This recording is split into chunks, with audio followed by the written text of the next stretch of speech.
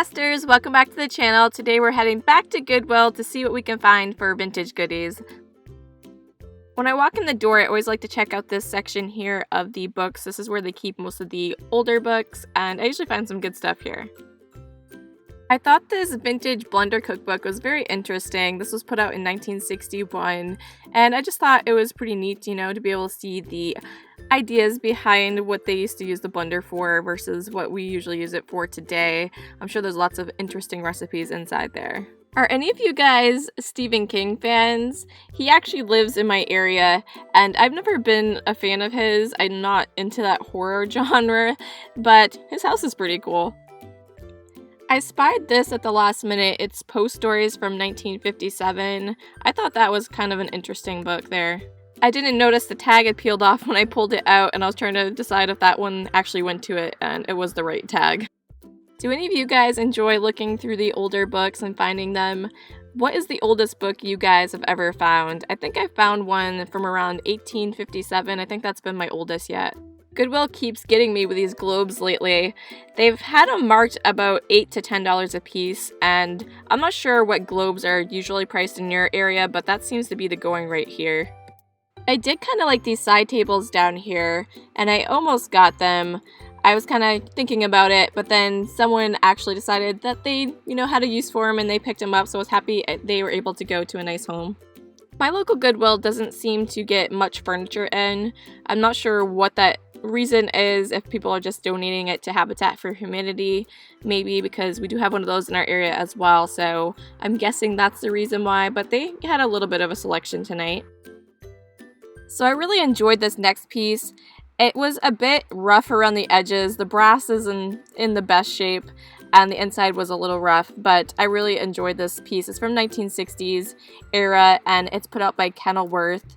It actually was famous for being used on the Brady Bunch. There was a white one that Alice used to serve orange juice at breakfast, so it's a pretty interesting piece. I really like that.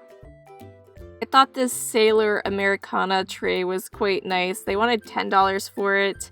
I didn't think the price was that nice. If I wanted it for myself, I probably would have snagged it up, but it's not really going to be profitable for me in the booth. Any LL Bean fans out there? I was considering going down and touring the LL Bean stores in Freeport for you guys if any of you are interested. We usually go down once a year as a family down to the outlet stores there. They had this gorgeous teapot and sugar and creamer set in this vintage silver. I really enjoy the patina myself. Let me know below if you guys prefer the patina on silver or if you like to shine it up to its original form. I think it takes a long time to get that patina, and I just like the kind of rainbow colors on it, so I thought it was a really nice piece. They were asking $25 for that set though. I spied this vintage Japan soup tureen here. They were only asking $4 for it. I did pick this up, and I'll talk more about how much I think I can get for it in my haul video tomorrow, so make sure you're subscribed if you want to see everything that I picked up today. Now, I've been trying to do better about searching out teacups and saucer sets because I guess a lot of people really enjoy them. I thought this one here was very unique, that it said father on both the plate and the cup. And yeah, I just never seen anything like that before. I actually took a picture of this while I was shopping and put it up on my Instagram and asked some people what they thought, if I should pick it up or not. So if you're not following me on Instagram, that is linked down below if you guys want to follow me there, because sometimes I will post things as I'm shopping, out thrifting, so you can kind of get a live update as I'm going. So my subscribers know that I like to collect green vintage glassware like this, and especially pictures I'm really into. So I was pretty excited to see this. They were asking $6 for it. I always like how these soup recipe mugs always look. I've picked some up before and tried to sell them in my antique booth a year or two ago, but they never sold well for me, so I don't tend to pick them up anymore, but I always still are kind of attracted to them, so maybe I should start trying to see if they'll sell online. I thought these amber glass bowls were kind of neat.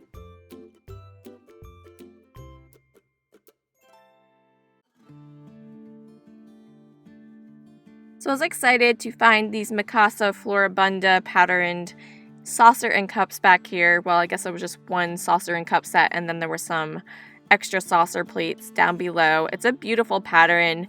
I wish I could find the dinner plates. Those sell for a little bit more, but this is something I definitely myself would drink tea out of. I really like this set.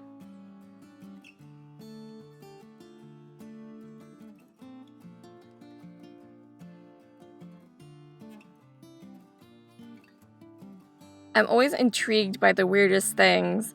This was a handmade pottery piece someone did. I'm not sure if they intended to be some kind of a chip and dip plate or soup, and I don't really know.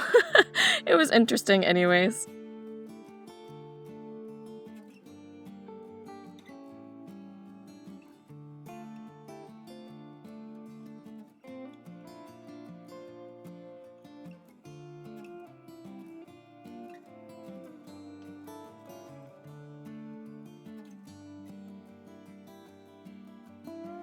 They had some more Corningware in the Spice of Life pattern. They were asking $5 for it. Had it had the lid, I might have done it, but without the lid, I think that's a little overpriced. This is actually my favorite Corningware pattern. It's called Country Festival, and I never heard of this pattern before earlier this year when I came across it at Goodwill. Okay, so I have to ask, does anybody like pea soup? I cannot think of a more disgusting soup to eat. If you guys like that, let me know. Absolutely love soup. It's one of my favorite foods to eat, but I just can't do that one. This was a pretty random set of Dank's Mesa Sky Blue dishes here. And these actually sell for quite a bit of money depending on the particular piece you have. This sugar obviously was missing its lid, and yeah, just a really random amount. I am a pretty big fan of that design though. I really do like it. I see this style soup mug quite often, but I've never seen them with the wooden lids before. So I found that pretty interesting. I didn't know that they originally came with those.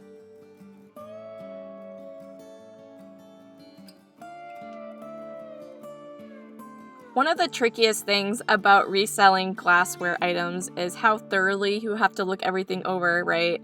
I saw this amazing Japan piece here. I looked over the bowl. There was a couple of original manufacturer defects in it, a couple bubbling things, but overall I was getting ready to get it. I saw a few flaws, but nothing too serious. And then I turn it around and there's a big old honking chip taking out right there, and wah wah. I just couldn't get it. And this is me doing a long gaze, staring at it, saying goodbye. I was so sad about that one. How gorgeous is this Italy sugar set here?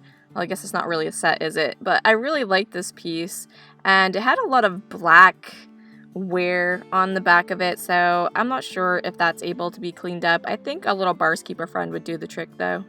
I found this really cool German beer stein up here. They wanted $8 for it though, and I saw only one listed for $5 on eBay. Couldn't find any solds on these. It is technically vintage by Etsy standards, but it was put out in 1991. So I was excited when I turned the corner and I saw all these bird figurines here. I am a collector of bird figurines. I have a small collection, so I'm a rather big fan of these, and I do try to resell some sometimes, but it's definitely a hard one for me to let go of. But yeah, they had lots of nice ones. Again, you really have to thoroughly look these over, look at the wings, look at the beaks and all little branches and stuff, because there's so many spots that can easily have been chipped. But for the most part, a lot of these were in really great shape, so I was pleasantly surprised.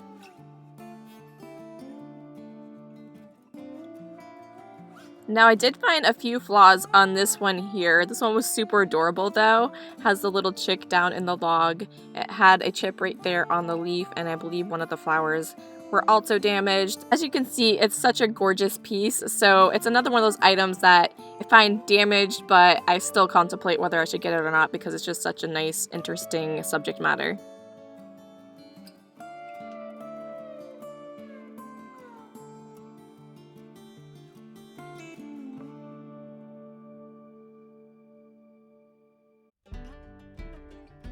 I found another bird hiding out down this way. These things were hiding everywhere today. I don't know what it is about the eagle exactly, but it seems like every time I see an eagle figurine, the wing is always broken on it. Let me know if you guys come across that a lot too. It's just something about the eagle. It almost always has some kind of damage on the wing.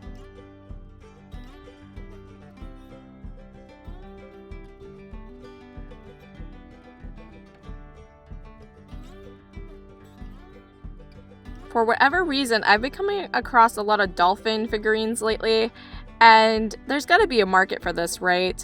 There has to be someone out there that absolutely loves dolphins and collects them. I see them often, but I don't personally know anyone that collects it, so I'm always kind of on the fence of whether I should pick it up or not. So if you guys know of anyone that likes to collect dolphin items, let me know, because I would like to know if there is a market for it. I'm not one for getting bells, but this one I actually really liked. It has florals on it, and that's probably the most beautiful bell I've ever come across. Now this is one of the nicer conditioned ones I've come across of these, and it wasn't caked on with dust like many of them that I come across, but it seemed to have a new sticker on the bottom, so I'm pretty sure it's pretty modern, and so I put it back, but it was definitely nice. I know some people really enjoy those. Now here's a bird figurine I actually do not like. I don't find this to be a very beautiful one at all, so I did not get that one. Thank you so much for watching part 2 of my thrift along with me. If you missed part 1, I will link it right here on the screen. You can just click it, and make sure you're subscribed so you can catch the haul of everything I picked up today. We'll catch you in the next one. Bye!